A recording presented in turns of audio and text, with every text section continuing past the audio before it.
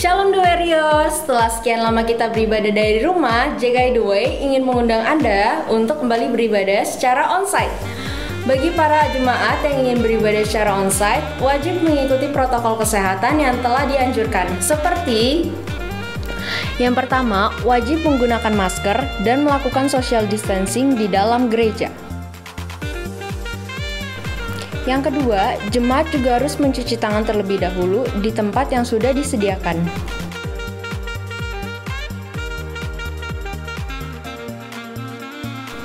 Yang ketiga, melewati penyemprotan disinfektan dan melakukan pengecekan suhu tubuh.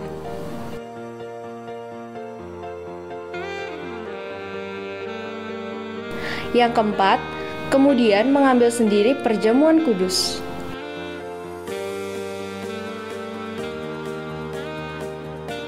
Bagi jemaat onsite, sekarang kita persembahan menggunakan QR barcode untuk mengurangi kontak fisik.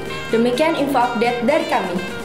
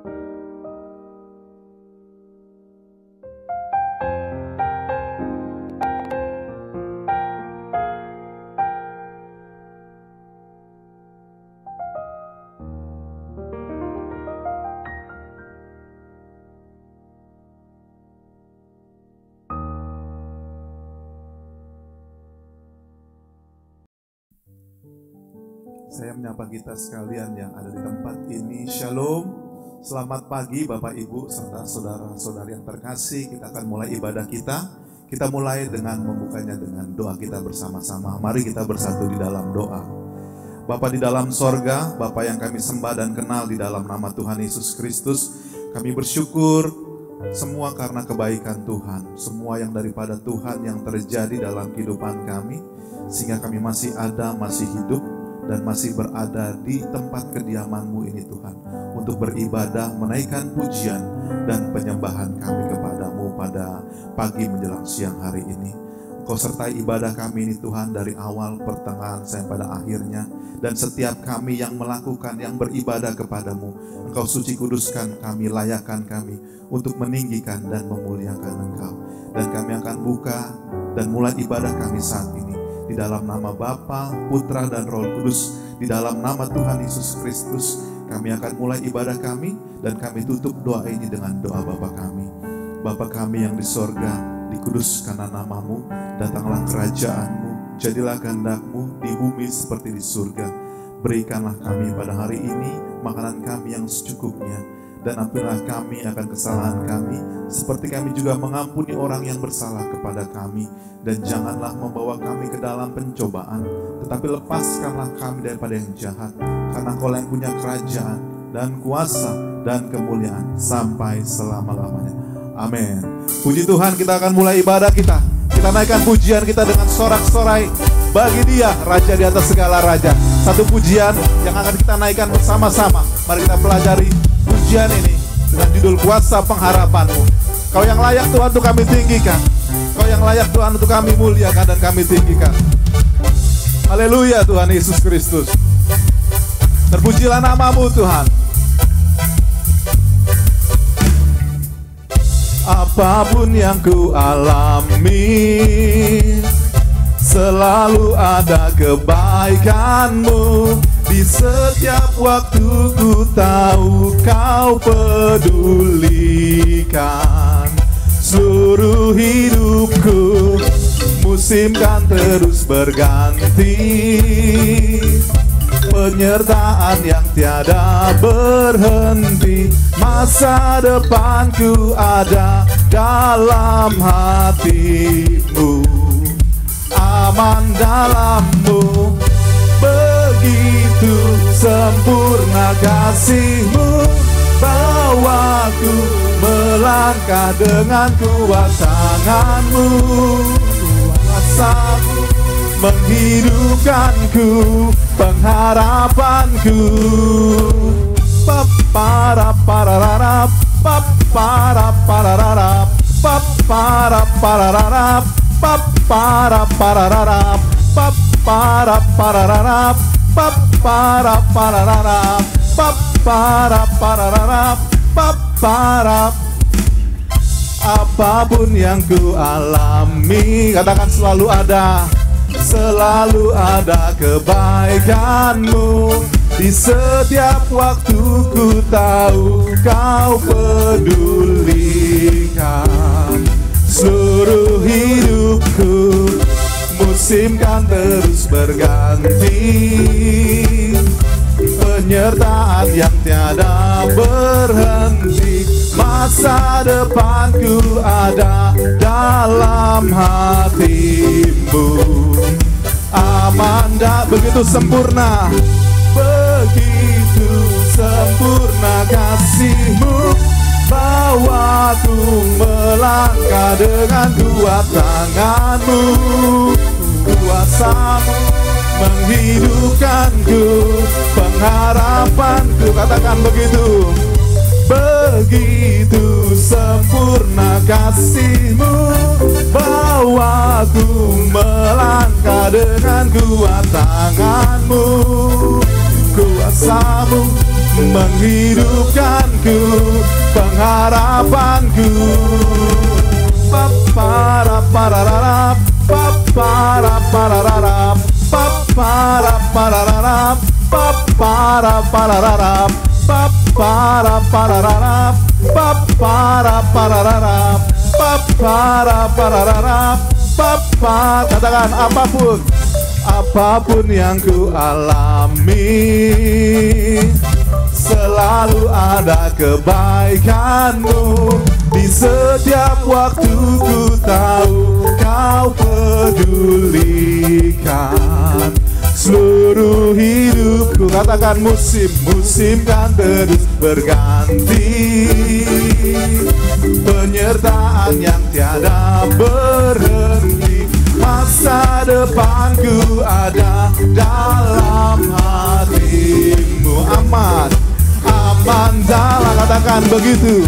Begitu sempurna kasihmu, bawaku melangkah dengan kuat tanganmu. Kuasamu menghidupkanku, pengharapanku. Katakan begitu sempurna kasihmu, bawaku melangkah dengan kuat tanganmu. Kuasamu menghidupkanku, katakan begitu.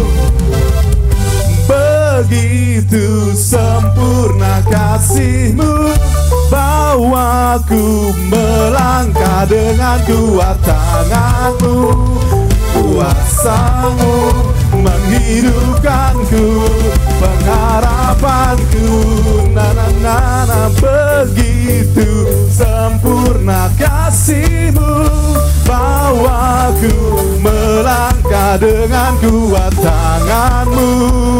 Kuasamu menghidupkanku, pengharapanku. Begitu sempurna kasihmu, bawaku melangkah dengan kuat tanganmu. Kuasamu menghidupkanku, pengharapanku. Para parararap, papara parararap, papara parararap, papara parararap, papara parararap, papara parararap, papara parararap, papara parararap. Haleluya. Hanya Engkau yang layak terima pujian kami Tuhan Yesus Kristus. Masih dengan sukacita kita naikkan dan tinggikan Dia, Raja di atas segala raja. Kami datang padamu Tuhan pada saat siang hari ini. Terpujilah Engkau Tuhan Yesus Kristus, Raja di atas segala raja. Mari dengan bertepuk tangan, sukacita kita naikkan pujian bagi Dia kita, Raja di atas segala raja. Kami datang kepadamu Tuhan. Sama-sama kita katakan, kami datang bawa pujian, bersama memuji-Mu Tuhan. Satukan suara dan nyanyikan sorak kemenangan. Katakan Gloria, Gloria, Gloria. Besar Tuhan, ditinggikan di atas segalanya. Gloria, Gloria. Besar Tuhan, ditinggikan, puji Dia. Gloria. Kami tinggikan Engkau Tuhan, Raja di atas segala raja. Terpujilah Engkau Allah yang layak ditinggikan dan kami muliakan. Haleluya Tuhan Yesus. Sukacita kami di rumah-Mu siang ini Tuhan. Bersama-sama kita katakan, kami datang bawa pujian. Kami datang bawa pujian, bersama memuji-Mu Tuhan. Satukan suara dan nyanyikan sorak gemes. Sekali katakan, kami datang Tuhan. Kami datang bawa pujian, bersama memuji-Mu Tuhan. Satukan suara dan nyanyikan sorak kemenangan. Gloria, Gloria, Gloria. Besar Tuhan, ditinggikan di atas segalanya. Gloria, Gloria. Besar Tuhan, ditinggikan, puji Dia. Gloria. Sekali katakan, Gloria, Gloria. Besar Tuhan, ditinggikan di atas segalanya. Gloria, Gloria. Besar Tuhan, ditinggikan, puji Dia. Puji Dia, Gloria. Puji Dia, Gloria. Puji Dia, puji Dia, Gloria.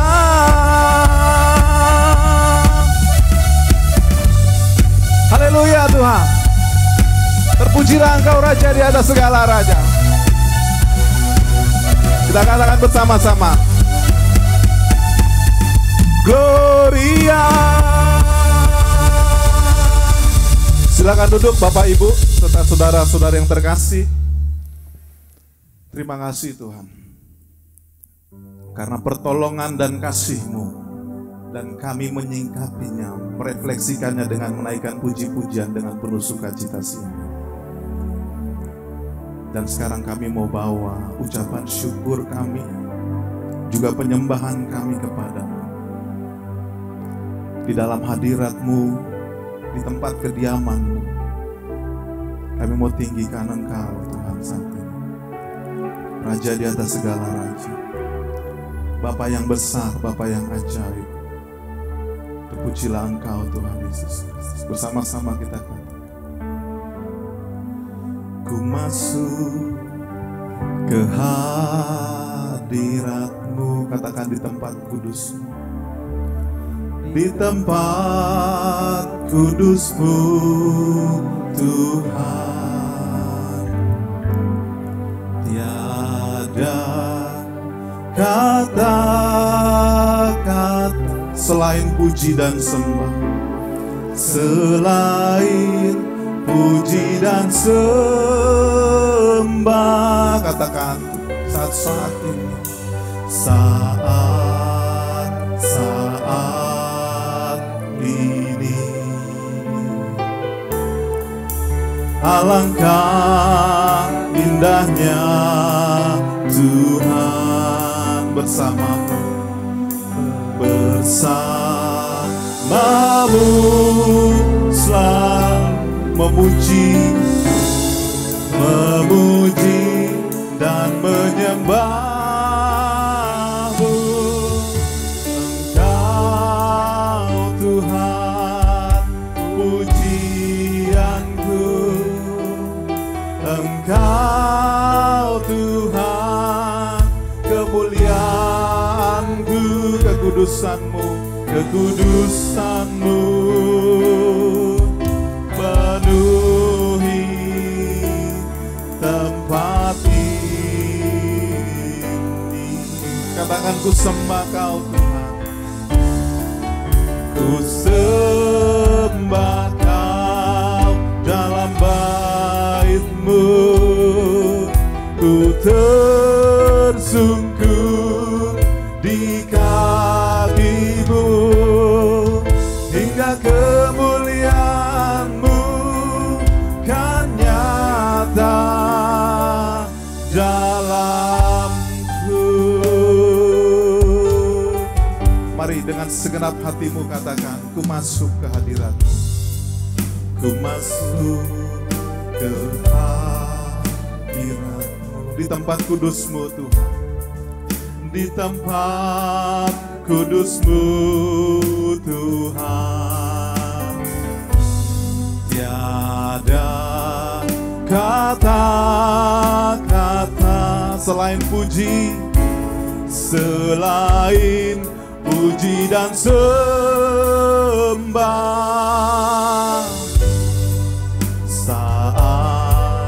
Saat ini alangkah indahnya Tuhan, alangkah indahnya Tuhan bersamamu,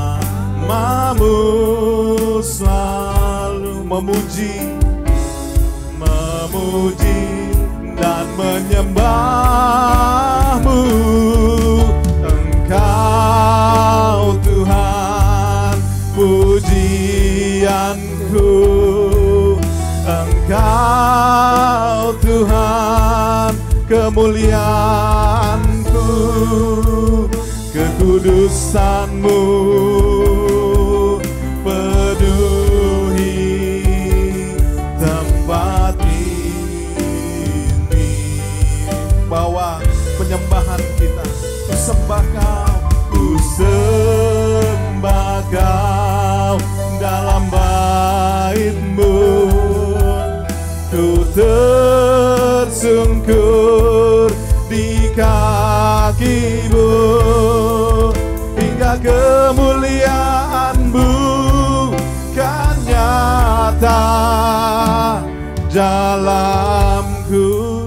Sambil bangkit berdiri bersama-sama, kita angkat pujian ini. Sekali lagi kita katakan, ku masuk ke hadirat-Mu, ku masuk ke hadirat-Mu, di tempat kudus-Mu, di tempat kudus-Mu Tuhan. Tiada kata-kata, tiada kata-kata selain puji, selain puji dan sembah.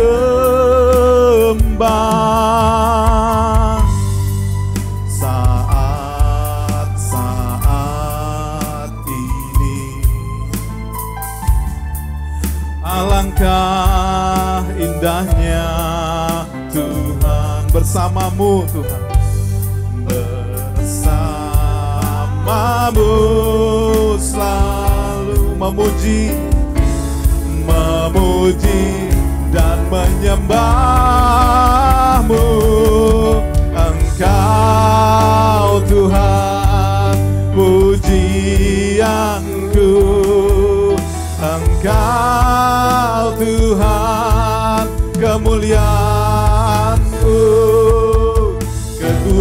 kekudusan-Mu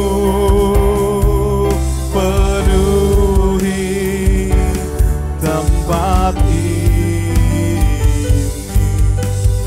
Sembah Kau, ku sembah Kau dalam bait-Mu, ku tersungkur di kaki-Mu, hingga kemuliaan-Mu kan nyata dalamku. Bersama katakan, Engkau Tuhan, pujianku. Engkau Tuhan, kemuliaanku. Kekudusan-Mu, katakan, penuhi tempat ini Tuhan. Segenap hatimu, katakan, ku sembah Kau, ku sembah Kau dalam bait-Mu, ku tersungkur di kaki-Mu, hingga kemuliaan-Mu kan nyata dalamku.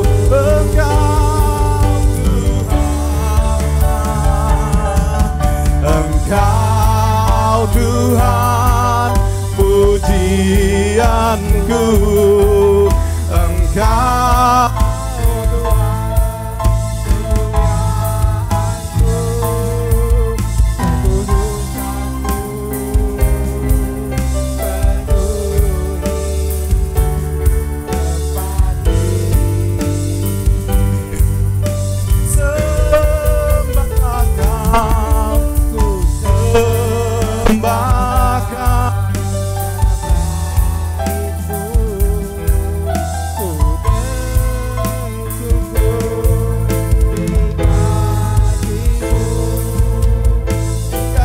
kemuliaan-Mu kan nyata dalamku. Bersama-sama kita menyembah Tuhan.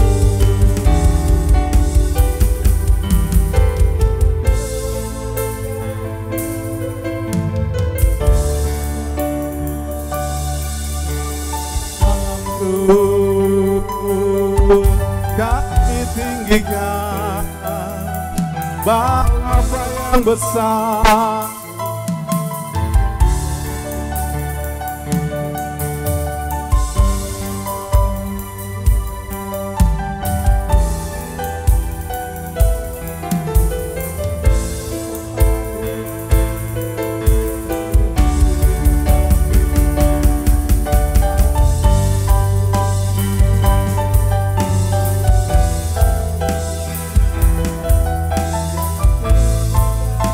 bagimu pujian kami, Yesus yang layak terima pujian, Yesus yang layak terima sembah.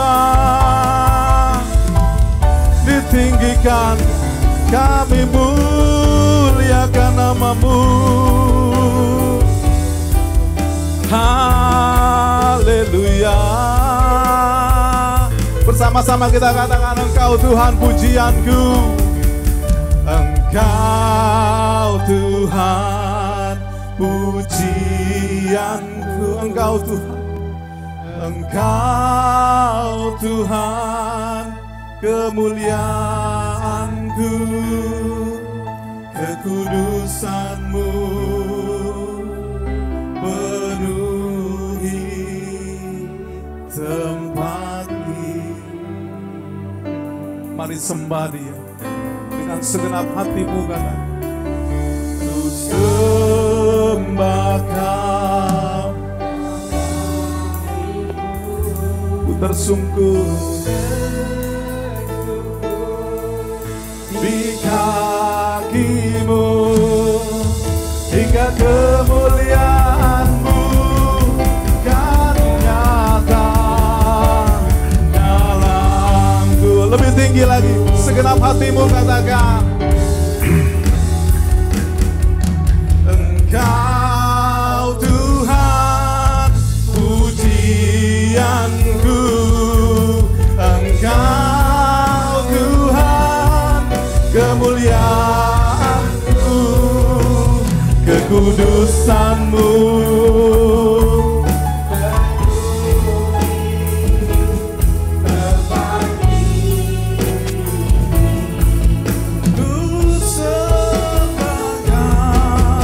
Sembah Kau dalam bait-Mu, ku tersungkur di kaki-Mu, hingga kemuliaan-Mu kan nyata dalamku. Haleluya. Makasih Tuhan, kami boleh ada di momen-momen menjelang Natal di hari ini. Di minggu ini Tuhan, kami mau dengarkan perkataan-Mu. Tolong kami Tuhan, Roh Kudus, mampukan kami sungguh, agar hidup kami ini benar-benar semakin indah di mata Tuhan. Kami siap berubah Tuhan di Natal ini. Kami ingin berikan kado terbaik kepadamu, yakni hidup kami yang lebih menyenangkan hati Tuhan. Maka ajar kami kebenaran-Mu, kami mau merendahkan hati kami, didik kami, bimbing kami, ajar kami siap. Yang siap diberkati, katakan dengan iman, amin. Silakan duduk kekasih Tuhan. Haleluya. Shalom semuanya, senang bersama dengan saudara. Minggu ini saudara, minggu terakhir sebelum kita merayakan Natal, saya memberi tema khotbah saya, cinta uang, saudara. Ya, di Natal mestinya kita cinta Yesus, bukan cinta uang. Tapi pada faktanya banyak kita mungkin masih terlalu cinta dengan uang. Kita buka satu ayat yang cukup terkenal tentang cinta uang ini, yang terambil dari 1 Timotius pasal 6 ayat yang ke-10, saudara. 1 Timotius pasal 6 ayat yang ke-10. Demikianlah firman Tuhan. Perhatikan saudara. Karena akar segala kejahatan ialah cinta uang. Sebab oleh memburu uanglah beberapa orang telah menyimpang dari iman dan menyiksa dirinya dengan berbagai-bagai duka. Ayatnya dengan jelas mengatakan akar dari segala kejahatan adalah cinta uang. Kata akar di sini bisa diterjemahkan menjadi kata sumber, saudara. Jadi sumber kejahatan itu adalah cinta uang. Memang kata Yunani riza yang diterjemahkan menjadi akar oleh Lembaga Alkitab Indonesia ini lebih tepat diterjemahkan menjadi kata sumber kalau menurut saya. Jadi kata Alkitab saya sumber kejahatan. Ya. Sumber dari segala hal yang buruk. Sumber dari adanya kehancuran, kerusakan, dan segala-galanya itu adalah cinta akan uang. Kenapa, saudara?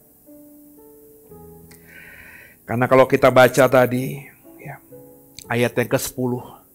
Sebab oleh memburu uanglah, beberapa orang telah menyimpang dari iman dan menyiksa dirinya dengan berbagai-bagai duka. Jadi karena memburu uang, maka akhirnya, efeknya, dampaknya, seseorang mulai menyimpang dari imannya. Karena memburu uang ini, maka sebagian kita akhirnya secara sadar dan tidak sadar menyiksa diri dengan duka. Coba Bapak Ibu resapi ayat-ayat ini deh. Ya. Sumber kejahatan, sumber kebinasaan, sumber malapetaka, sumber dari semua yang buruk-buruk yang ada di bawah kolong langit ini. Kata Alkitab loh, bukan kata saya loh. Jadi jangan lagi benturkan kepada satu pemahaman bahwa sumber kejahatan itu setan. Saya tidak pungkiri bahwa setan itu, iblis itu adalah bapa dari pendusta, saudara. Tapi janganlah menjadi orang Kristen yang dikit-dikit nyalahin setan gitu. Saya tidak berdamai dengan setan. Setan itu musuh saya. Tapi sering saya lihat orang Kristen itu selalu beralibi, membangun argumentasi bahwa saya salah, saya jatuh dalam dosa, saya hancur seperti ini karena setan, karena Satan. Pada dada Alkitab dengan jelas telanjang di ayat 10, 1 Timotius 6 mengatakan bahwa kehancuranmu, segala kejahatan yang akan kau lakukan, kebinasaanmu, itu dimulai karena kau memburu uang. Sumber kejahatan adalah cinta akan uang. Nah, saudara, kenapa bisa begini? Ya, kenapa dikatakan tadi orang yang memburu uang itu akan menyimpang dari iman? Orang yang memburu uang itu akan menyiksa diri dalam duka di ayat yang ke-10 ini. Kenapa bisa begitu? Bukankah kalau kita memburu uang, kita akan dapat uang banyak, hidup kita akan enak, Pak? Bukankah dengan kita memburu uang, kita mengejar uang, kita mengumpulkan uang, kita menabung untuk uang, sehingga uang kita banyak, bukankah hidup kita akan mengalami damai sejahtera, Pak? Malah kenapa kita mengatakan itu akan mendatangkan berbagai-bagai duka, akan menyiksa diri? Kenapa? Ya, ini dijelaskan di ayat yang ke-9 ya. Coba naikkan ayat 9 ya, saudara. Menarik nih, ya. Perhatikan ya. Sekali lagi nih, saya hanya membaca Alkitab saya. Bukan saya sedang berteori macam-macam. Tapi mereka yang ingin kaya, tetapi mereka yang memburu uang, tapi yang mereka yang benar-benar cinta akan uang, terjatuh ke dalam pencobaan. Perasmos dalam bahasa Yunaninya. Perasmos ini bisa berarti pencobaan, bisa artinya godaan, bisa artinya bujukan. Jadi orang yang memburu uang, orang yang ingin kaya akan jatuh ke dalam banyak godaan, akan jatuh ke dalam banyak bujukan, akan jatuh ke dalam pencobaan. Perhatikan kalimatnya, saudara. Orang yang memburu uang, orang yang ingin kaya, menjerumuskan dirinya sehingga membuat dirinya jatuh. Bukan orang lain, saudara, yang membuat dia jatuh. Bukan juga Satan yang membuat dia jatuh. Dia sendiri yang menggali lubang sehingga dia akhirnya jatuh ke dalam perasmos, pencobaan. Gak berhenti di situ, saudara. Kalimat berikutnya apa? Tapi mereka yang ingin kaya terjatuh ke dalam jerat. Bapak Ibu tahu jerat gak sih? Orang itu buat jerat, naruh jerat. Apa bahasa lain jerat itu ya? Perangkap. Di rumah kita ada tikus. Kita naruh perangkap tikus atau lem tikus dengan niat agar tikus itu terlem, terikat, terjebak dengan perangkap kita atau nempel di lem tikus itu. Tapi kita sendiri yang injek lem tikus itu. Ada yang pernah? Oh, rumahnya bersih semuanya, nggak ada tikus ya. Oh ya, luar biasa, mah higienis. Saya pernah. Bukan kaki saya, tapi sapu saya, saudara. Karena saya taruh lem tikus itu di bawah kolong. Saya lagi nyapu, loh kok kenapa jadi ini? Malah sapunya rusak, saudara. Jadi jerat atau perangkap itu kan dipakai untuk orang lain. Kita naruh jerat itu agar ada mangsa yang terjerat di situ, terperangkap di situ. Tapi kata Alkitab saya, orang yang memburu uang, orang yang ingin kaya akan terjatuh sendiri ke dalam jeratnya itu. Senjata makan Tuhan. Ini yang gak banyak dipahami orang-orang yang membaca Alkitab, saudara. Lanjut ya, ayat yang ke-9 ini. Tapi mereka yang memburu uang, tapi mereka yang ingin kaya, akan terjatuh, yang ketiga, ke dalam berbagai-bagai nafsu yang hampa. Seseorang memiliki nafsu bagi saya ya naluri manusia yang memang memiliki nafsu. Nggak ada yang salah juga dengan memiliki nafsu itu. Sebab kalau manusia nggak punya nafsu ya dia nge-flat aja hidupnya gitu kan. Datar, garing dalam bahasa anak tahun 90-an, saudara. Garing loh. Nggak greget gitu hidupnya. Maka harus punya nafsu. Cuma saudara, orang yang mengejar uang, dikatakan ini, ayat ini, orang yang ingin kaya akan terjatuh ke dalam berbagai nafsu, nggak full stop di sini, nafsu yang hampa. Kalau saya punya nafsu, terus saya akhirnya memenuhi atau memuaskan nafsu saya, dan saya akhirnya karena nafsu saya terpuaskan, terus saya memperoleh sesuatu yang sifatnya kekal gitu, everlasting gitu, berdampak signifikan atas saya gitu, masih oke. Tapi nafsunya nafsu yang hampa. Gak ada gunanya sebenarnya dicari itu. Lu capek karena ngejar nafsu, pas nafsunya terpenuhi, ternyata kosong. Kau mengejar angin. Ada angin di sebelah situ, dikejar, tapi nggak bisa ditangkap. Kekasih Tuhan, biji mata Tuhan. Yang berikutnya di ayat 9. Tapi mereka yang ingin kaya akan terjatuh ke dalam apa saudara? Ayat yang berikutnya, hal-hal yang mencelakakan. Pernah baca nggak ayat ini? Gue yakin nggak pernah. Kalaupun dibaca nggak pernah diperhatikan dengan sesungguhnya. Bahwa orang yang ingin kaya, kata Alkitab saya, kata firman Tuhan, kata Tuhan saya lewat Paulus kepada Timotius dan sekarang kepada kita. Kalau kau tujuan hidupmu di bumi ini hanya ingin kaya, kalau tujuan hidupmu hanya mengejar uang, maka kamu akan jatuh ke dalam hal yang mencelakakan. Kita tahu, hanya orang bodoh yang mau mengerjakan sesuatu yang konsekuensinya besar akan mencelakakan dirinya sendiri. Tapi pada faktanya, meskipun kita tahu tentang hal itu, banyak kita masih ingin kaya. Banyak kita semata-mata hidupnya memburu uang. Padahal Alkitab kita, Tuhan berkata kepada kita, kalau tujuan hidupmu motivasinya hanya memburu uang, hanya ingin kaya, maka kau akan jatuh ke dalam apa? Hal-hal yang mencelakakan dirimu sendiri. Coba deh saudara. Yang berikutnya yang kelima, masih di ayat yang ke-9.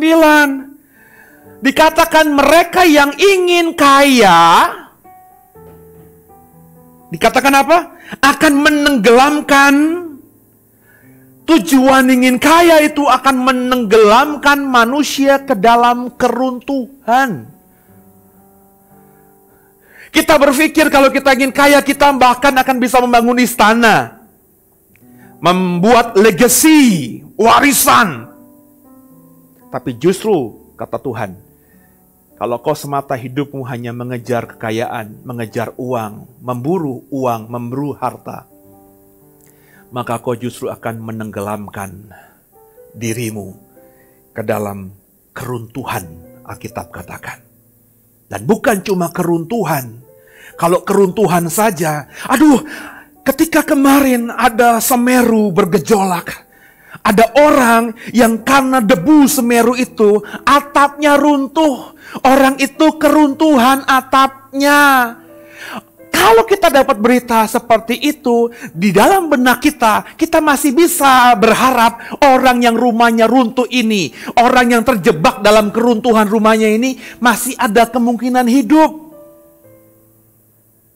Tapi berikutnya yang ke-6 di ayat ke-9.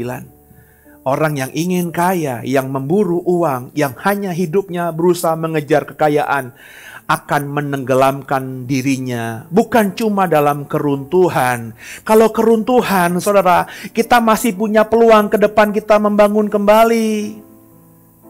Borobudur itu sudah runtuh saudara sejak ratusan tahun yang lalu. Tapi kurang lebih sekitar abad ke-17, abad ke-16. Ya terutama ketika Raffles mulai menjadi pemimpin di negeri ini. Dia memugar itu. Sehingga akhirnya sekarang kita kalau ke Jogja, tepatnya kalau kita ke arah Magelang, kita bisa melihat fenomenal Candi Borobudur itu. Tapi dulunya sudah hancur, saudara, tertimbun oleh debu, tertimbun oleh tanah. Tapi masih bisa dipugar. Tapi yang berikutnya yang keenam tadi, karena kita ingin kaya, karena kita mengejar uang, maka itu akan menenggelamkan kita dalam kebinasaan. Perhatikan baik-baik, kebinasaan artinya no hope. Nggak ada lagi peluang. Orang yang binasa selesai. Kalau orang hancur, dia mau merubah diri, mau introspeksi diri, dia masih bisa nge-build dirinya lagi, ngebangun dirinya lagi. Tapi kalau orang sudah binasa, mau diapain juga udah nggak bisa, saudara. Intinya ayat 9 ini mengatakan, kalau kau jujur, sejujur saya membaca ayat ini, janganlah jadi manusia yang hidup hanya ingin kaya.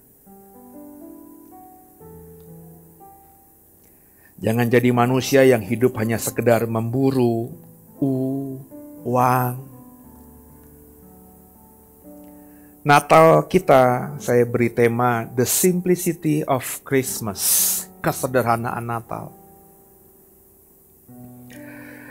Bapak Ibu, nanti saya undang tanggal 24 Desember ibadah malam Natal yang tinggal di Serpong dan sekitarnya untuk datang ke gereja ini. Kita bikin ibadah, saya rubah datang dengan terbatas. Ya. Jadi Bapak Ibu nanti menghubungi saya bisa untuk mendaftarkan diri. Ya.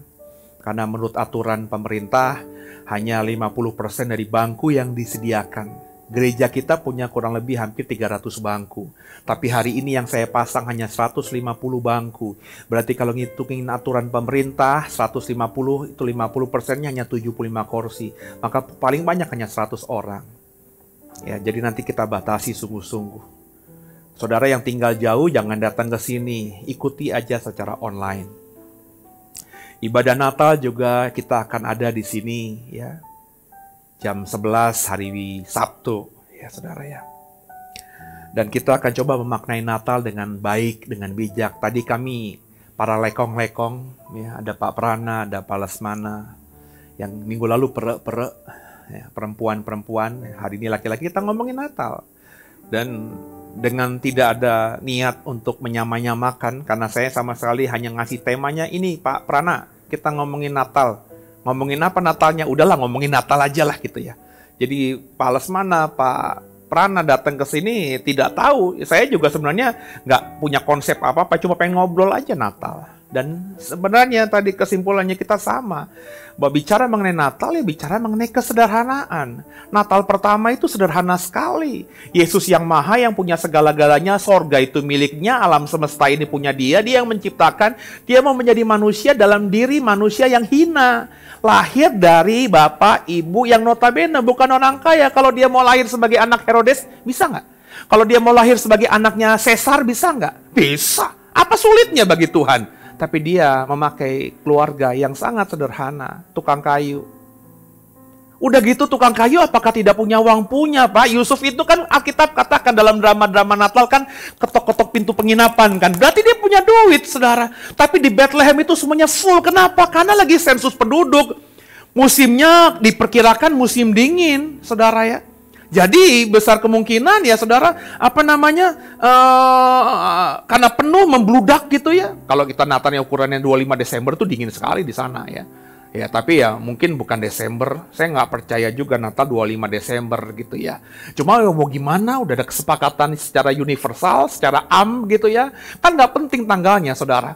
Sebab yang tahu tanggalnya tepatnya Yesus lahir itu siapa? Benar nggak? Ada yang yakin?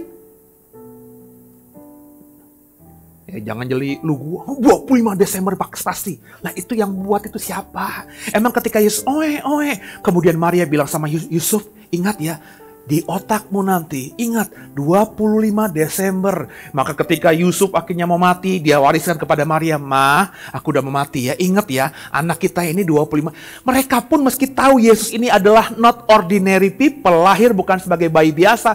Tapi saya berani yakin juga saudara, di otak mereka itu nggak punya pikiran Yesus Tuhan. Maka Alkitab katakan Maria menyimpan segala sesuatunya di hati. Dia nggak explore gitu ke orang-orang. Anak gue yang ini beda loh. Lo lihat aja nanti. Gue percaya anak gue yang ini nih, yang pertama ini akan jadi seseorang yang luar biasa. Nggak ada yang tahu itu, saudara. Nah, 25 Desember itu ketika gereja sudah ratusan tahun. Dicarilah, saudara. Ya, momentum yang bisa menyatukan orang Kristen untuk merayakan Natal secara bersama-sama. Pak, itu katanya hari raya penyembahan dewa-dewi ini ya. Emang iya. Kalau kita belajar sejarah, iya. Cuma sudah diberi muatan baru. Apa salah? Enggak. Karena emang hari itu, oleh budaya waktu itu, sudah menjadi perayaan besar. Oleh pemimpin gereja diadopsi, dipakai itu. Diberikan muatan baru. Sehingga perayaan yang sudah membudaya itu tidak lagi akhirnya berkiblat pada kafir, tapi diberikan muatan baru. Apa yang salah dengan hal itu? Yesus datang ke dunia juga dengan dunia dan budaya yang rusak.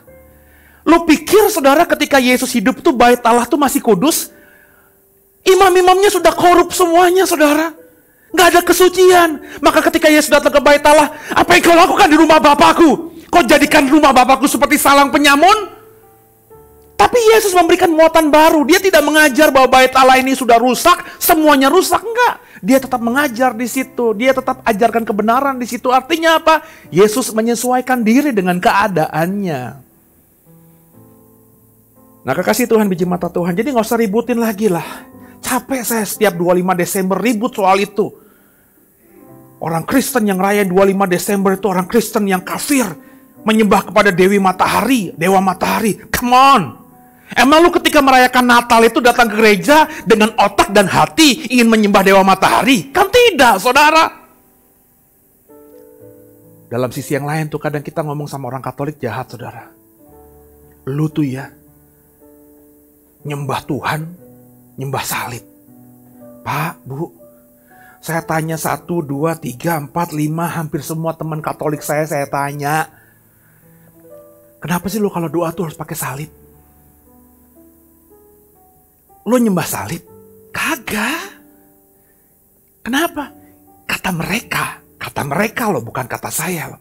Kalau saya berdoa di depan salib, kalau saya berdoa di depan patung Yesus, kalau saya berdoa di depan patung Bunda Maria yang lagi gendong bayi Yesus, saya bisa lebih kusuk, Pak. Saya yakin mengerti. Oh iya, mereka begitu. Mereka tidak sedang nyembah patung itu. Buktinya apa? Saya masih ingat. Di usia kurang lebih saya 20-an ya. Itu tiba-tiba saya datang ke rumah teman saya yang Katolik, patung Yesusnya hancur, Pak. Kesenggol. Mereka nggak akhirnya jadi kayak marah gitu, nggak. Mereka tinggal beli ke toko buku karena orang kaya, beli lagi patung Yesus yang lebih bagus. Artinya tidak dituhankan itu patung. Nah, cuma orang Kristen jangan kayak gitu dong. Wah, ente Pak Prana, wah berarti bisa nih. Ya, lu sekarang udah doa begini, nggak usah pakai patung-patungan, bisa kok langsung ke Yesus. Ya ngapain? Nah, mungkin mereka butuh media. Kalau kita pakai perspektif kita, ini kurang tepat. Tapi untuk ukuran mereka ya biarin aja, saudara. Kenapa kita jadi hakim sih? Ya, intinya saudara, kita merayakan Natal dengan sederhana. Jangan cinta uang. Nanti kalau Bapak Ibu datang di malam Natal dan di Natal di The Way ini, Bapak Ibu akan lihat ada bling sesuatu yang luar biasa besar gitu. Enggak, saya udah bilang sama ibu-ibu yang dekorin gereja ini, sederhana aja. Ya. Nggak usah neko-neko. Ya. Momennya nggak pas juga kita besar-besaran. Ya.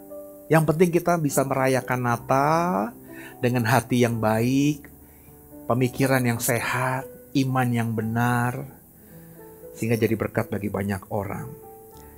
Saudara, jangan cinta uang. Jangan jatuh cinta pada uang. Kalau saudara cinta uang, saudara jatuh cinta pada uang, maka kejahatan atau dosa itu tinggal tunggu waktu. Saya ulangi ya.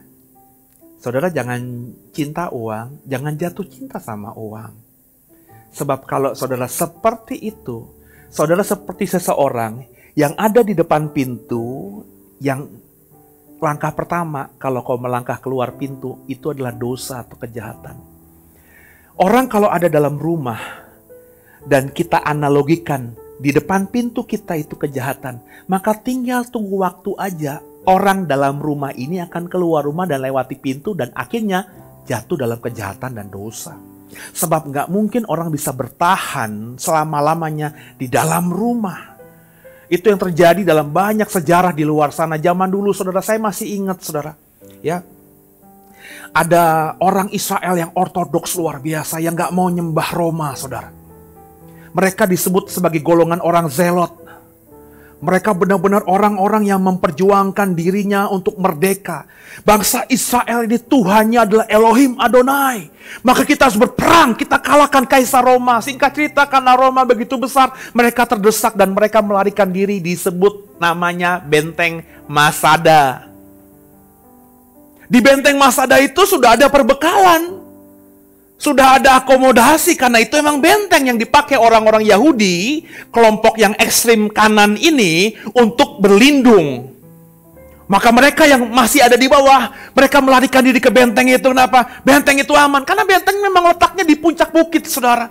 Susah untuk di zaman itu, kalau sekarang mah sudah ada drone, sudah ada pesawat tempur, benar nggak tinggal di bom, di roket aja hancur. Tapi zaman dulu kan nggak ada senjata kayak gitu. Jadi kalau ada Roma mau menghancurkan benteng itu, mereka harus naik ke atas bukit. Nah, orang Israel yang ada di atas bukit ini melihat musuh naik kan gampang, tinggal lempar batu, mereka hancur semuanya. Maka orang Roma akhirnya berpikir, kalau kita serang sekarang, kita yang banyak yang mati. Akhirnya Jenderal Roma berkata begini, daripada kita capek-capek, bangun kemah. Maka prajurit Roma itu membangun kemah di semua sisi benteng Masada. Sehingga tidak ada akses jalan tikus di mana ada orang dari benteng sana bisa keluar beli perbekalan untuk dibawa masuk. Begitu pula nggak mungkin ada peluang dari orang di bawah untuk membawa perbekalan untuk mereka yang ada di benteng. Terputuslah jalan keluar. Tinggal tunggu waktu. Sehari, seminggu, sebulan. Hingga semua perbekalan di benteng Masada itu habis. Cuma muncul kemungkinan mereka bisa hidup. Satu, apa? Menyerahkan diri. Tapi karena mereka pride, kita sudah selama ini mati-matian berjuang bagi Tuhan. Masa kita harus menyerah? Kita harus tunduk pada pemerintahan kafir. Kurang lebih begitu. Maka mereka akhirnya bersepakat untuk bunuh diri massal. Mereka mati di sana. Kekasih Tuhan, itu yang saya mau katakan. Kalau saudara cinta uang, jatuh cinta sama uang, itu kejahatan dan dosa sudah ada di depan pintu. Tinggal tunggu waktu berapa lama kau bertahan berada dalam rumah. Kalau saya mungkin bisa sebulan, tapi kalau saya pikir-pikir kayak Pak Bimo itu nggak bisa dia. Dia setiap hari pasti keluar rumah, gue tahu, cari ondel-ondel. Ya kan? Orangnya nggak bertahan. Kalau saya di rumah masih bisa lah bertahan. Tapi ada orang-orang yang gatelan kakinya, yang maunya keluar aja. Ya udah, tinggal tunggu waktu. Jatuh dalam dosa, kejahatan. Nah, supaya kita nggak cinta uang gimana? Nah, Bapak Ibu perhatikan, saya udah ngomong minggu lalu. Saya sekarang ini coba mendalami atau mengkhotbahkan sesuatu yang saya lihat konteksnya sesuai dengan ayat-ayat yang ada di atas dan ayat-ayat di bawah. Saya berharap saudara perhatikan ini. Jadi saudara maafkan saya ya, jangan terlalu fokus sama apa yang saya mau ajarkan semata, tapi juga fokus dengan cara saya menggali Alkitab ini. Karena saya rindu banget saudara membaca Alkitab seperti saya membaca Alkitab. Oke? Bagaimana caranya kita bisa supaya nggak cinta atau jatuh cinta sama uang? Di tulisannya Paulus kepada Timotius ini kelihatan di perikop yang sama. Nggak pasal yang berbeda, nggak perikop yang berbeda, nggak, di ayat-ayat yang dekat sekali. Kita melihat, coba saudara, ayat 6. Lalu kita munculkan juga, siapkan ayat 8. Bagaimana supaya kita nggak cinta uang, nggak jatuh cinta sama uang? Ayat 6 mengatakan demikian. Memang ibadah itu kalau disertai rasa cukup, memberi keuntungan yang besar. Ayat 8. Coba kita lihat ayat 8-nya. Asal ada makanan dan pakaian, cukuplah. Ayat 6, ayat 8, itu ada kata dalam terjemahan Lembaga Alkitab Indonesia, rasa cukup. Nah, rasa cukup ini, coba kita lihat slide-nya. Rasa cukup ini diambil dari kata asli Yunani autarkeias, saudara. Autarkeias ini diterjemahkan ke dalam bahasa Inggris menjadi contentment. Contentment ini berarti a state of happiness, a state of satisfaction. Artinya apa? Perasaan bahagia, perasaan puas, atau kepuasan, atau kebahagiaan. Jadi rasa cukup itu merunut dari kata dalam bahasa Yunani yang diterjemahkan menjadi kata Inggris contentment tadi. Rasa cukup itu adalah kepuasan, kebahagiaan. Dan dengarkan seno ini ya, Bapak, Ibu, kekasihku dalam Tuhan. Rasa cukup ini akan kau miliki bukan dari hasil doa. Kepuasan, kebahagiaan ini bukan didapatkan dari penumpangan tangan pendetamu, siapapun pendetamu itu. Rasa cukup, contentment, kepuasan, atau kebahagiaan itu bisa menjadi karakter kita yang bisa kita ekspresikan. Itu kalau saudara mau memiliki rasa itu. Mau memiliki kebahagiaan itu, mau memiliki kepuasan itu. Maka mulailah belajar dari apa yang ada, jangan dari apa yang gak ada. Pak, saya akan berpuas diri kalau saya sudah punya rumah. Padahal sekarang kau belum punya rumah, maka akhirnya sampai kau punya rumah menurutmu, kau akan menjadi orang yang tidak pernah cukup. Sehingga kalau tidak pernah cukup, kau pasti akan jatuh dalam cinta uang. Dan kalau sudah cinta uang, tujuannya memburu uang, maka itu kejahatan, dosa akan menjadi habitmu. Setiap langkah dosa, setiap langkah kejahatan karena motivasimu cinta uang. Maka dengarkan saya. Meskipun rumah kau dapatkan, rasa cukup itu tidak akan menjadi bagianmu. Punya rumah sudah, rumahnya masih di KPR. Jauh lagi dari Jakarta. Saya kepengen Pak, saya akan punya cukup kalau rasa cukup saya bisa saya rasakan kalau nanti saya punya rumah, Pak. Lebih dekat dengan kota. Maka terus-teruslah gaya hidupmu tidak punya rasa cukup.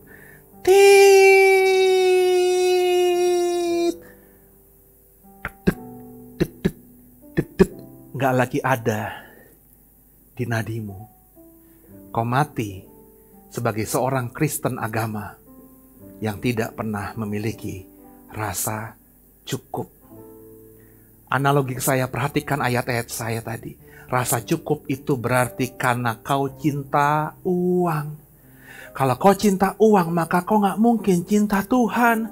Karena Tuhan sudah pernah berkata dengan tegas, gak mungkin seseorang itu punya dua tuan. Gak mungkin orang bertuankan Tuhan dan sekaligus bertuankan mamon.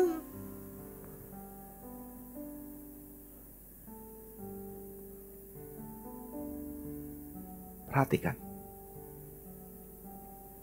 Rasa cukup, kebahagiaan, kepuasan, kesenangan.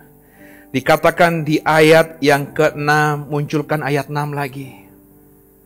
Kalau kau punya rasa cukup itu apa? Ayat 6 katakan, akan memberimu keuntungan besar. Rasa cukup itu akan membuat kita memiliki keuntungan besar. Autarkeia atau rasa cukup atau kepuasan itu bisa jadi milik kita, saudara. Dan kalau sudah menjadi milik kita, kita akan memiliki keuntungan besar. Ayat 7-nya coba dimunculkan. Rasa cukup itu bisa kita mulai kerjakan kalau saudara punya prinsip hidup seperti ini nih. Yang ayat 7 katakan apa? Sebab kita tidak membawa sesuatu apapun ke dalam dunia dan kita pun tidak dapat membawa apa-apa keluar. Ini kalimat yang sederhana. Semua orang, bukan cuma orang Kristen, orang agama, ateis pun tahu. Lahir telanjang. Ada yang di sini, Bapak Ibu yang kaya raya di sini, yang di online juga, yang lahir udah pakai tuxedo? Bayi perempuan lahir pakai kebaya sanggulan? Gak ada. Itu katanya anaknya Sultan Andara Raffi Ahmad juga telanjang, bener nggak? Mau lahir di rumah sakit bunda dengan fasilitas yang mewah sama orang yang lahir di bidan, bahkan dukun beranak juga sama aja. Emang kalau lahir di rumah sakit ibu dan anak bersalin yang mewah, terus bisa lahir itu sudah dengan pakai jas hujan begitu kan? Telanjang juga. Dan orang mati sebenarnya kalau boleh jujur, memang orang Kristen aja sih keblinger sih, padahal bukan alkitabiah banget. Orang Kristen tuh mati didandanin. Pakai jas, pakai batik. Padahal nggak alkitabiah loh Pak. Yesus mati dibungkus dengan kain lampin loh. Cuma orang Kristen aja dikasih jas. Orang Kristen aja yang ketika emak bapaknya masih hidup, nggak pernah ngasih kebaya sama mamanya. Di Natal ini kok bisa liburan ke luar negeri, mamamu di kampung, ibumu di kampung. Itu Natalan ke gereja pakai baju yang udah 3 tahun, 4 tahun lalu. Sedangkan kau lagi liburan ke luar negeri, kau nggak peduli pas ibumu mati, mamamu mati, bapakmu mati, bapakmu mati, amangmu mati. Kau langsung kepo. Telepon Taylor terbesar, termewah. Bisa nggak bikin jas dalam waktu 3 jam, 4 jam? Kalau kau punya uang bikin jas 3 jam, 4 jam bisa, saudara. Pakai kain yang termahal ya, kain wool yang dari Swiss. Linennya linen yang terbaik ya. Diukurlah bapakmu yang udah mati itu. Tangannya sudah susah digerakin, ditarik begini. Diukur supaya pas. Bapakmu ketika hidup boro-boro pakai dasi. Tapi bapak lu udah mati, lu beliin dasi dari Versace. Come on. Bapak lu ketika hidup lu gak pernah bawa ke salon. Sehingga dia yang di kampung dengan kulit-kulit yang terbakar, nyaris gosong. Tapi ketika bapak lu mati, lu telepon yang namanya perias mayat termahal di provinsimu. Dikasih blast on.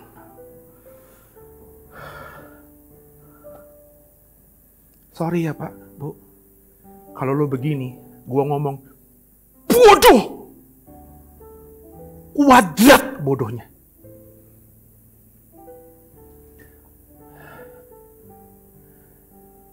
Mati gak bawa apa, lo dandanin begitu, itu tinggal tunggu waktu aja.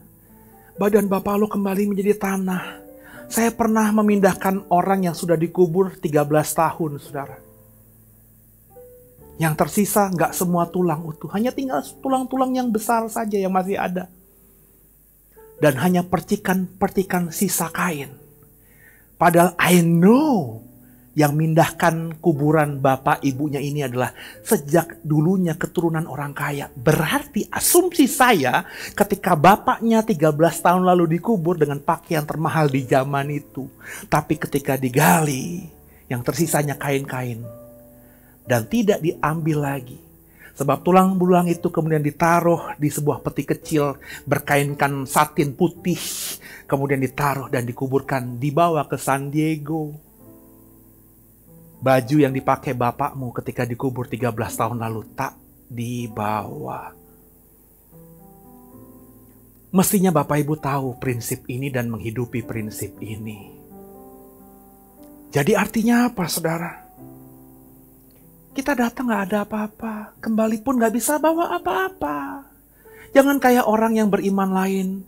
Kalau ada keluarga yang dicintainya mati, maka dia beli glodok. Pak Riko tahu tempatnya itu. Wah, Bapak suka mobil Ferrari. Di dunia ini gak punya mobil Ferrari karena miskin. Supaya di surga dalam kehidupan kelak dia punya Ferrari, dibeliinlah Ferrari dalam bentuk kertas. Benar gak?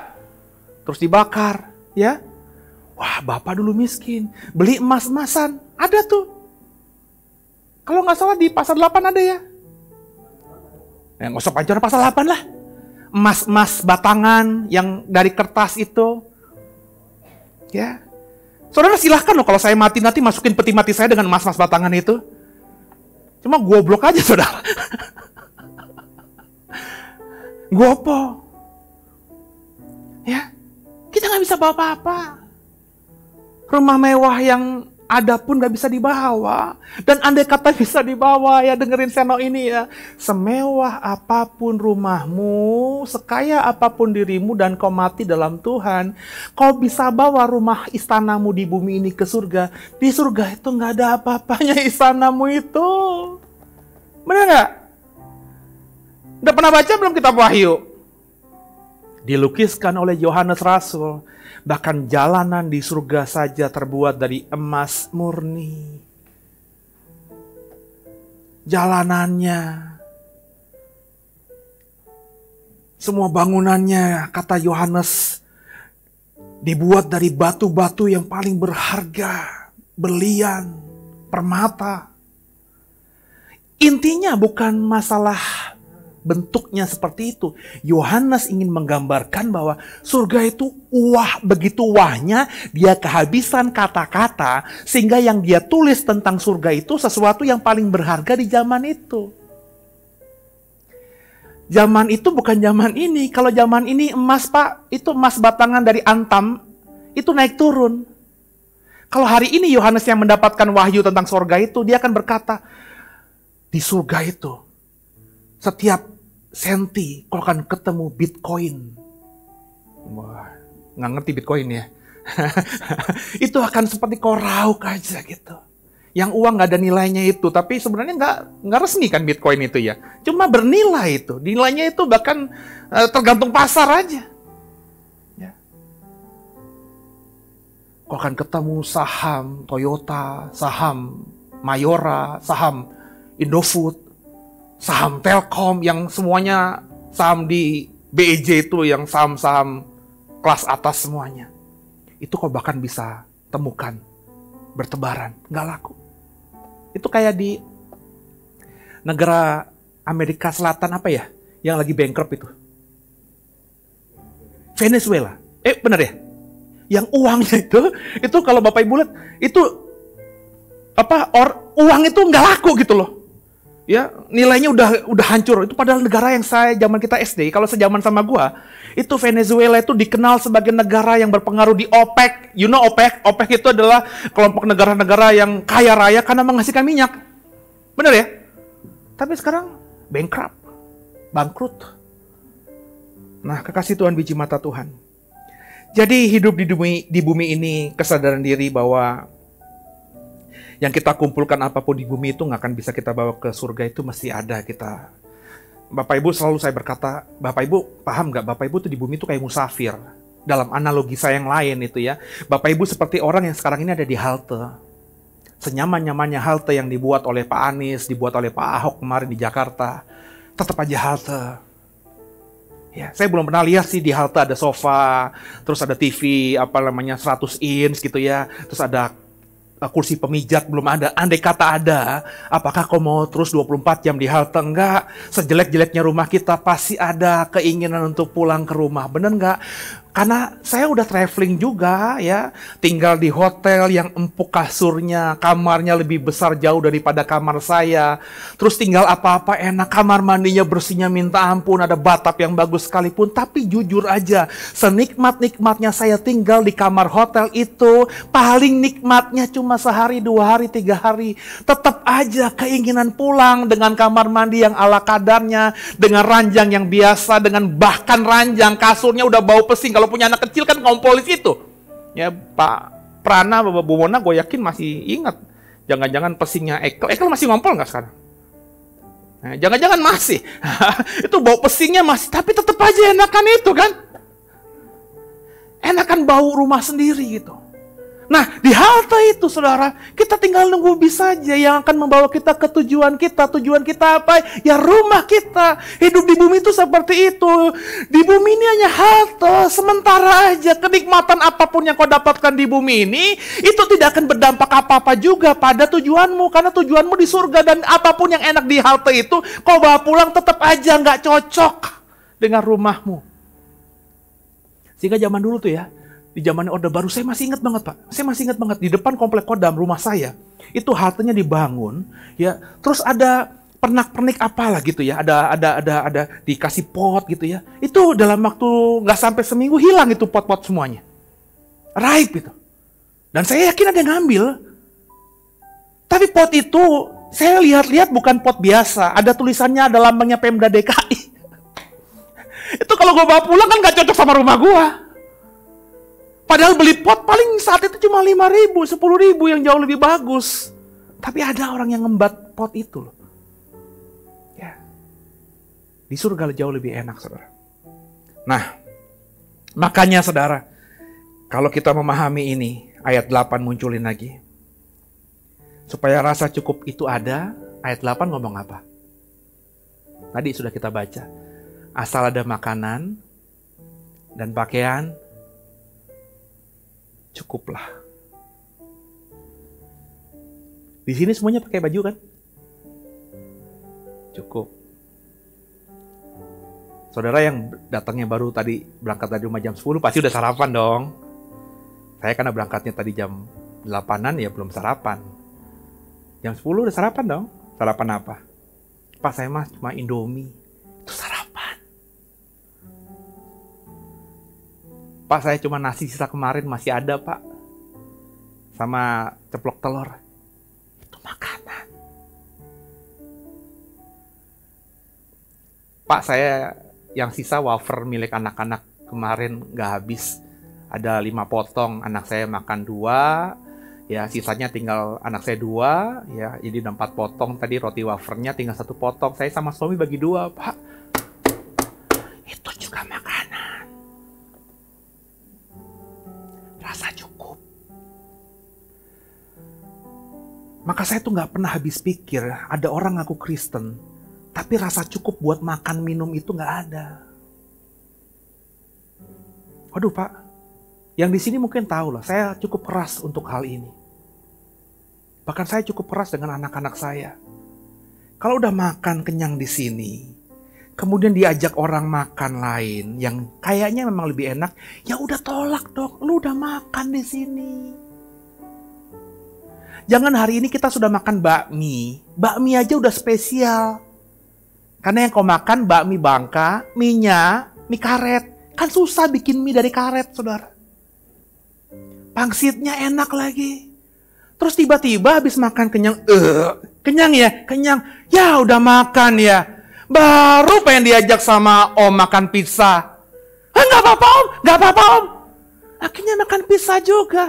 Ini kalau habit ini dilakukan, saya nggak habis pikir apakah ini orang Kristen. Kalau masih anak-anak, kita ajar anak-anak kita supaya nggak rakus. Tapi kalau kau sudah dewasa, sudah punya pengertian, sudah tahu mana yang benar, mana yang salah, terus kau mengaku dirimu Kristen, tapi kau melahap apa saja, karena ini kesempatan Pak, kapan lagi bisa makan pizza gratis. Wah, saya nggak habis pikir tuh. Ya, maka belajarlah. Cukup dengan apa yang kau makan, cukup dengan apa yang kau pakai. Tahun ini kami keluarga nggak beli baju Natal. Pak Prana tadi karena ngomong kecil yang diingat soal Natal apa? Baju Natal. Zaman kita kecil gitu ya. Tapi hari-hari ini beli baju Natal juga buat apa? Lu beli baju Natal warnanya merah kan? Ijo kan? Emang lu pakai baju merah, ijo tiap hari? Kalau saya mendingan beli baju biru. Karena saya suka biru. Merah itu, baju merah yang saya pakai itu ya hanya momen Natal aja.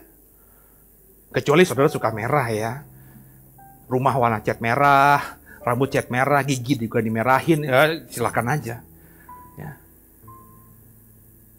Coba kita ajar anak-anak kita untuk memakai Natal dengan sungguh, saudara. Asal ada makan, minum, pakaian, cukup. Ya. Nah, ini yang harus kita bangun jadi sikap hidup kita, karakter kita. Belajar bersyukur, belajar menerima. Saya suka deh. Kejawen itu ajaran bukan agama, kepercayaan orang Jawa, namanya kejawen. Saya tidak mendalami kejawen, tapi dari kecil karena saya hidup dalam budaya Jawa yang kuat, dan bapak saya itu dari Klaten, dari Solo. Dan banyak Pak D saya, Pak Le saya, Bude saya, Bule saya, sepupu saya masih dengan Jawa. Mereka agamanya ada yang Islam, agamanya ada yang Katolik, agamanya ada yang Kristen. Tapi mereka menghidupi kejawen itu. Satu yang saya ingat dari pengajaran kejawen yang bagi saya ada kebenarannya itu adalah nrimo ing pandem.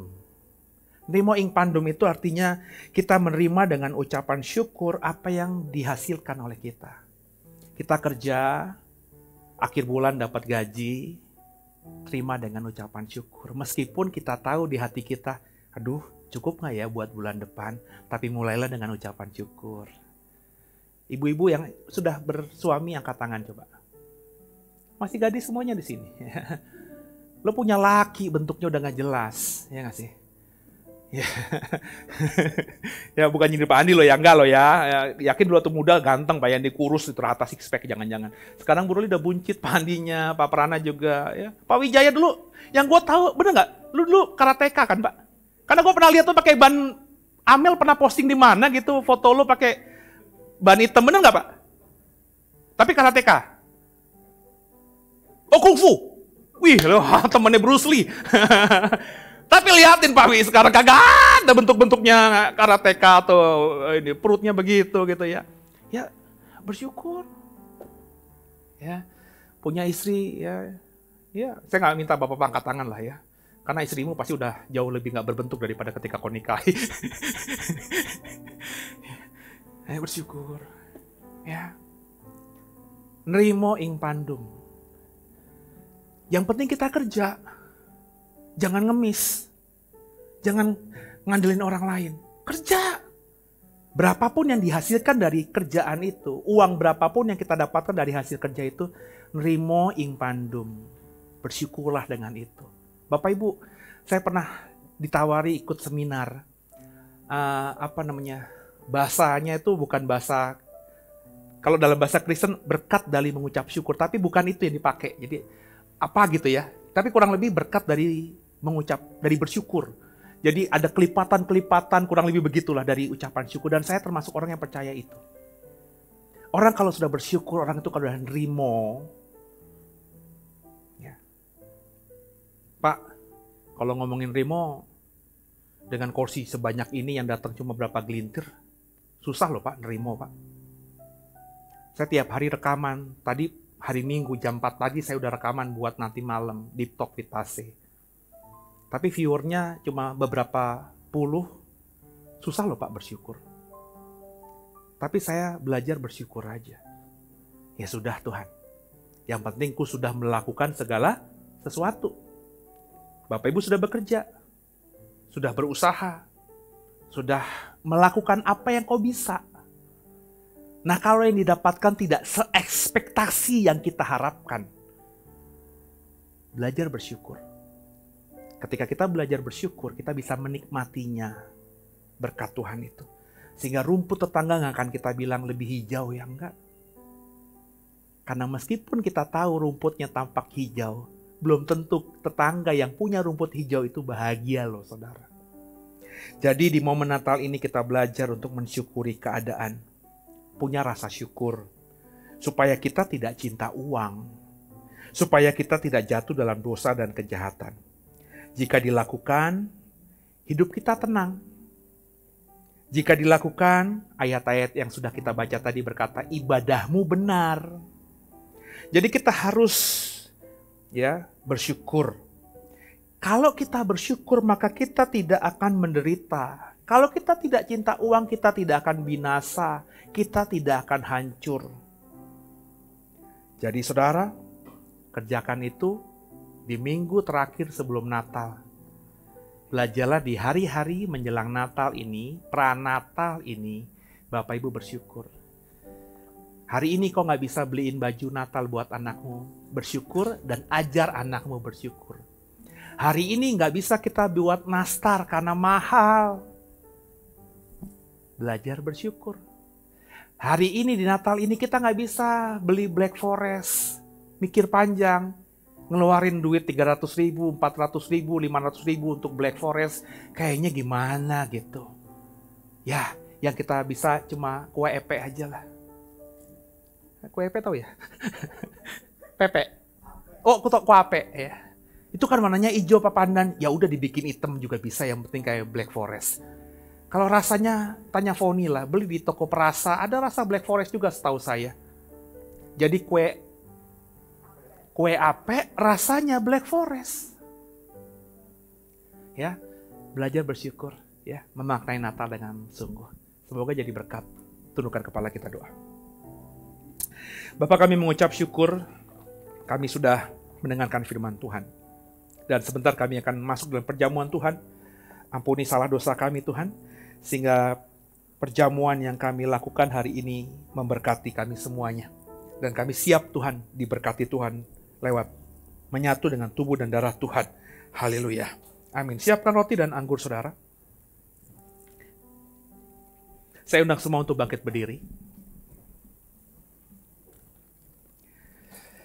Kita angkat roti, hosti di atas kepala kita dengan sikap hormat. Imani yang sungguh, yang kita makan bukan lagi roti hosti, tapi tubuh Yesus bersama saya dengan imanmu. Dalam nama Tuhan Yesus, inilah roti yang turun dari surga, inilah tubuh Yesus Kristus yang tergantung di atas kayu salib.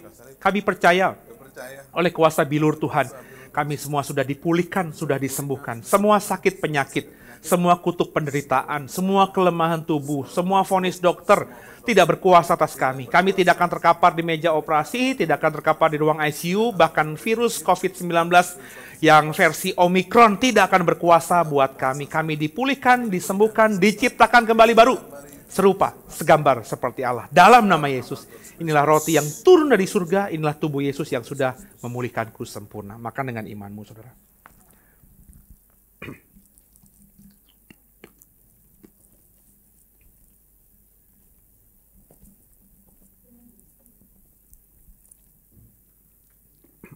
Selanjutnya,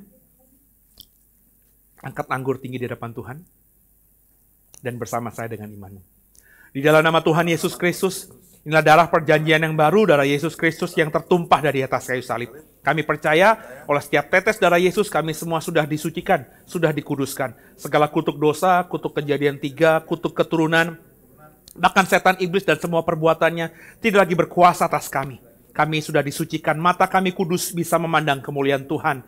Telinga kami kudus bisa dengar panggilan surgawi. Mulut lidah kami penuh kuasa sehingga apapun yang kami doakan, yang kami ikat di bumi terikat di surga. Tangan dan kaki kami diberkati. Sehingga apa yang kami pegang dan kami kerjakan Tuhan buat berhasil kemanapun melangkah. Tanah bumi yang kami injak adalah tanah bumi yang diberkati Tuhan. Kami percaya oleh setiap tetes darah Yesus kami semua sudah disucikan, dikuduskan, diciptakan kembali baru. Serupa, segambar, seperti Allah. Dalam nama Yesus, inilah darah perjanjian yang baru, inilah darah Yesus yang sudah menyucikanku sempurna. Minum dengan imanmu, saudara.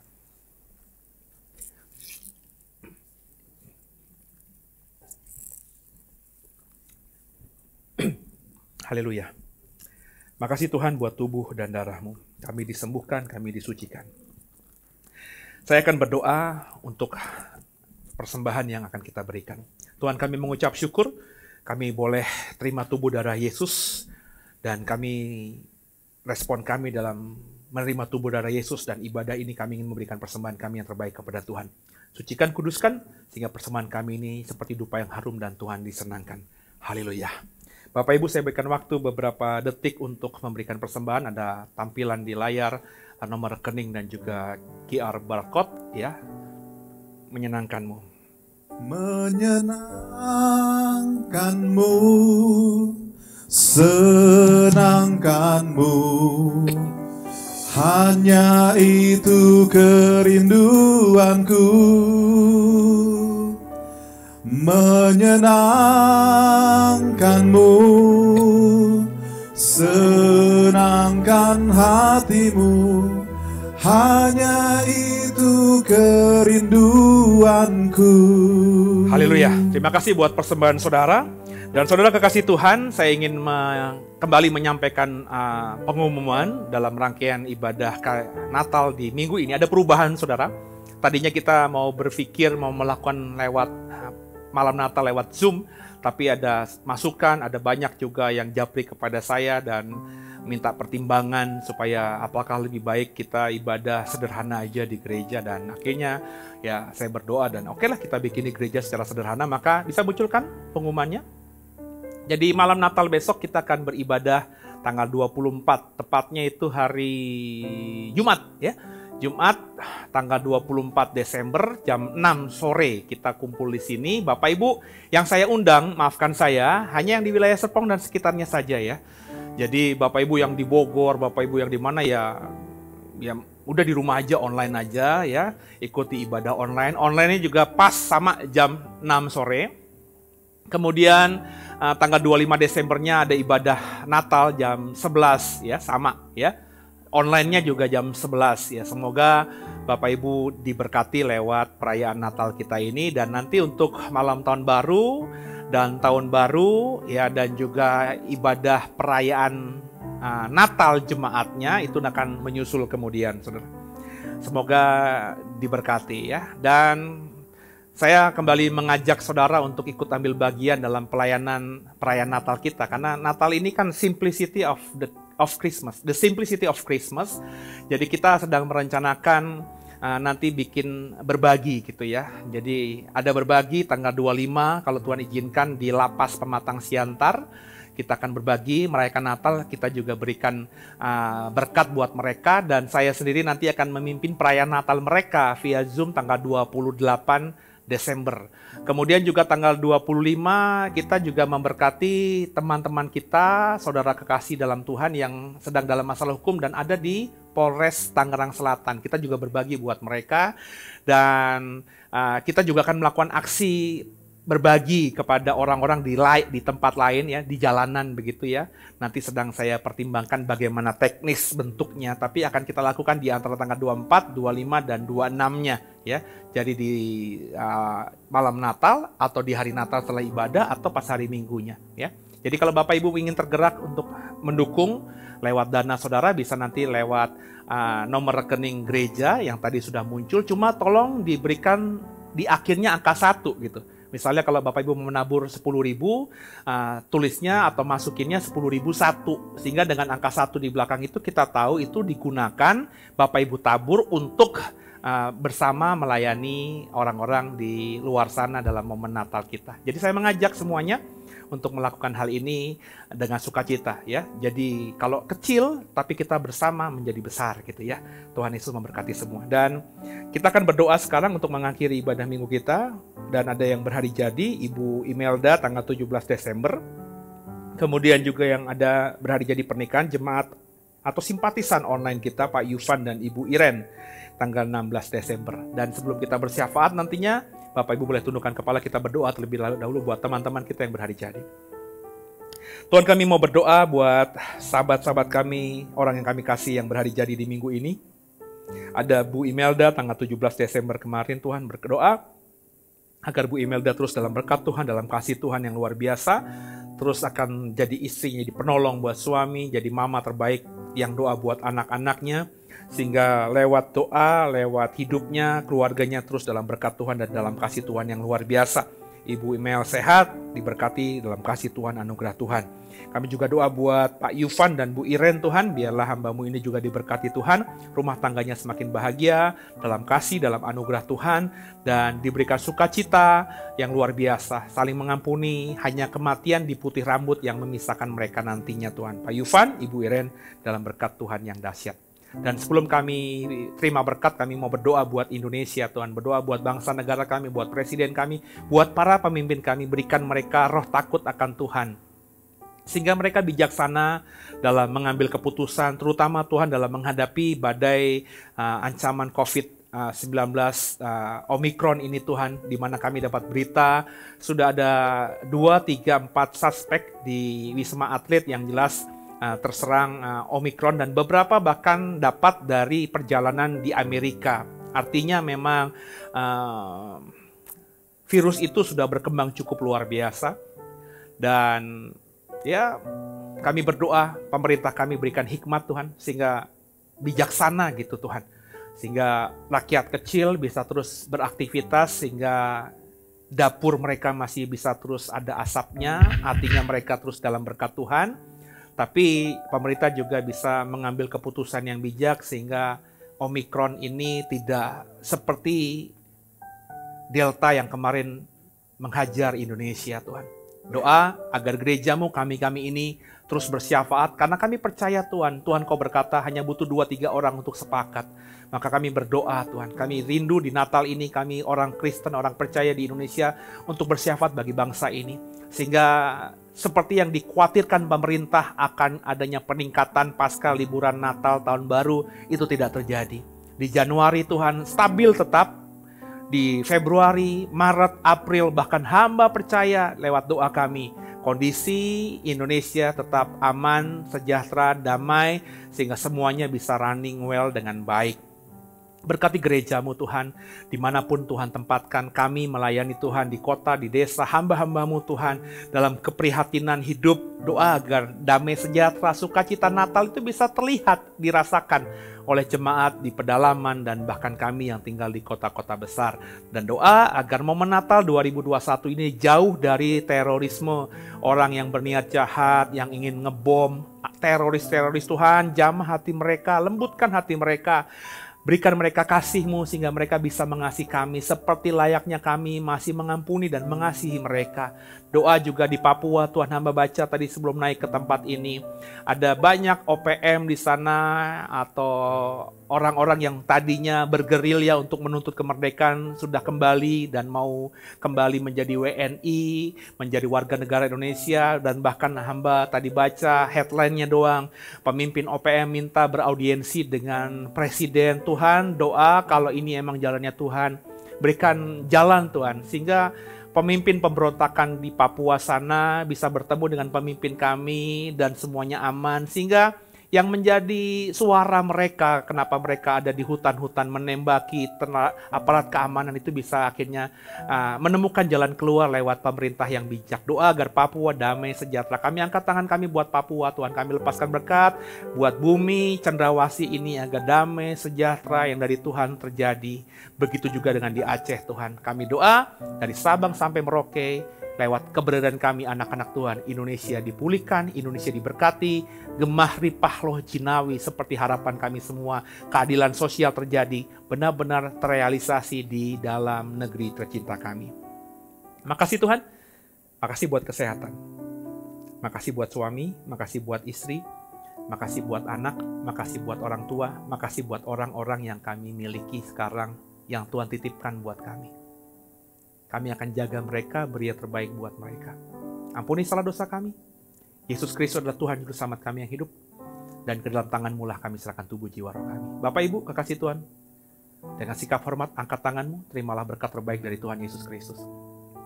Seperti Tuhan memberkati Abraham, Ishak dan Yakub, berkat yang sama kita terima dalam nama Tuhan Yesus Kristus. Tuhan memberkati kita semua jadi kepala, gak pernah jadi ekor, naik, gak pernah turun. Apa yang kita pegang, yang kita kerjakan senantiasa Tuhan buat berhasil. Dan percayalah mulai siang hari ini Tuhan Yesus memberkatimu dan memberkati semua keluar masukmu. Damai sejahtera dari Allah Bapa, cinta kasih dari Tuhan Yesus Kristus, serta persekutuan yang manis mesra dengan Roh Kudus, ketiga yang esa itu selalu menyertaimu, menyertaiku, keluargamu, keluargaku, mulai siang hari ini sampai nanti Maranatha. Ketika Tuhan jemput kita semua di awan-awan kemuliaan. Yang diberkati dan percaya katakan dengan iman. Amin. Haleluya. Kita akan mengakhiri ibadah kita pada saat siang hari ini. Mari kita angkat pujian kita. Kuasamu pengharapanku.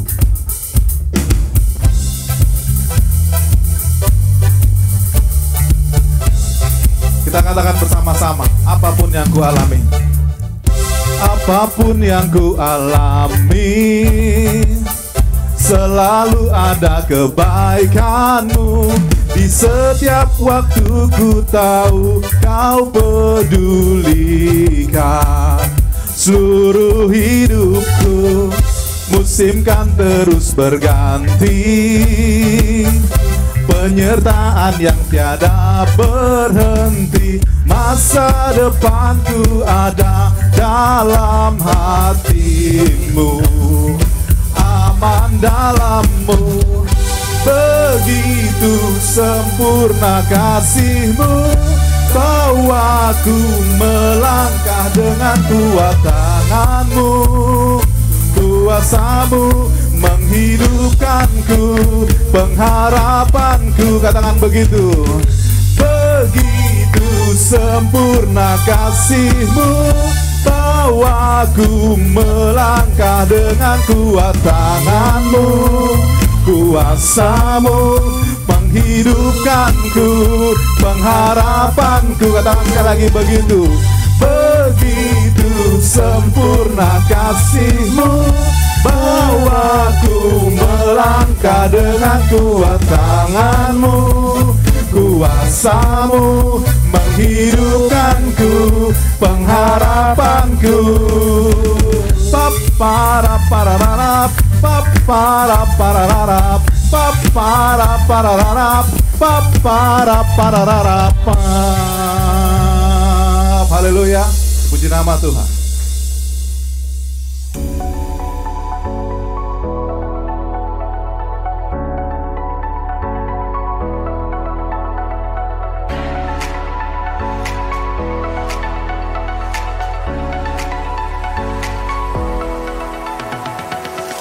Bapak Ibu yang merasa diberkati dan ingin memberkati kami lebih lewat dana, dapat disalurkan melalui scan barcode berikut ini atau ditransfer melalui rekening yang ada di layar Bapak Ibu Saudara.